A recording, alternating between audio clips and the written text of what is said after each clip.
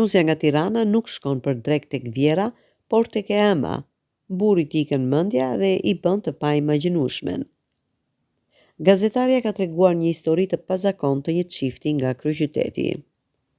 Ajo tha se gruaja kishte kërkuar që të shkonte ditën e djeshme për drek tek familja e nënës së saj, ndërsa bashkëshorti nuk kishte dashur ta lejonte.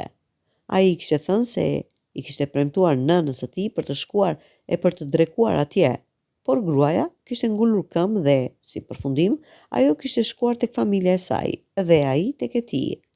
Por kur ishin kthyer në shtëpi, burri i nervozuar nga veprimi i saj e kishte dhunuar dhe më pas e kishte dëbuar nga shtëpia, duke i thënë se me që zgjodhi atë të ikë nga shtëpia e tij dhe të shkojë tek nëna e saj.